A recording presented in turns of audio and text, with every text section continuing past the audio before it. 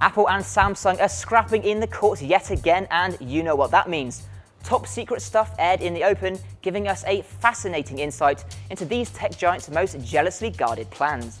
So, what have we discovered from the latest battle in the Apple versus Android war? When Steve Jobs said he wanted to wage a war against Google, he stayed true to his word and made plans to act. In an email to top Apple staff in 2011, Jobs called a top 100 meeting to discuss a holy war with Google.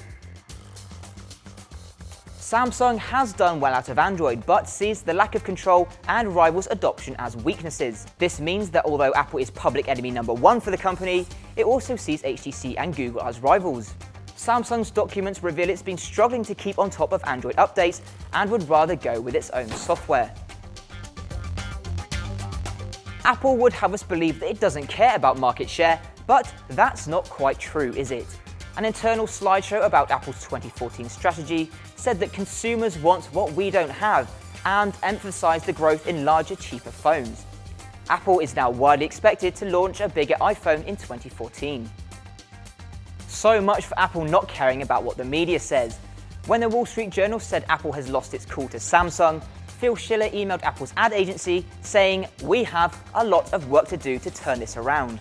He then went on to praise Samsung's Super Bowl spot and said, "I can't help but think these guys are really feeling it." According to a 2011 Samsung strategy plan, a plan heading "Beat Apple" on page 2, Samsung's number one priority is, quite simply, beating Apple.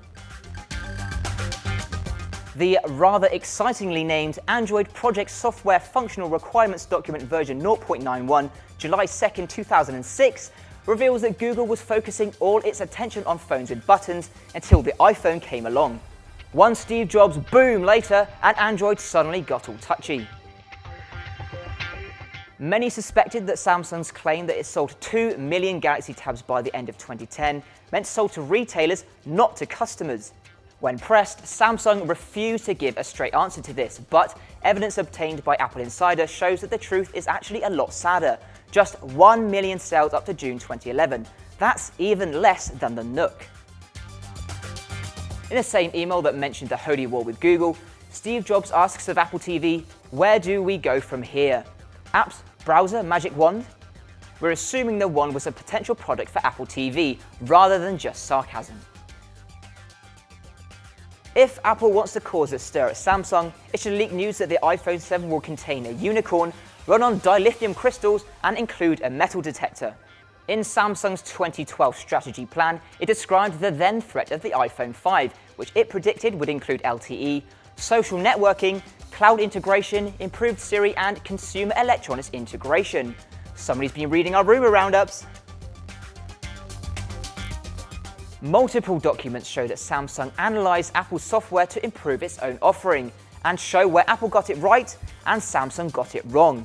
Short version, pretty much everywhere. On the other side, Jobs' holy war email described how Apple needed to catch up to Android where they were falling behind, citing notifications, tethering, and speech as areas for improvement.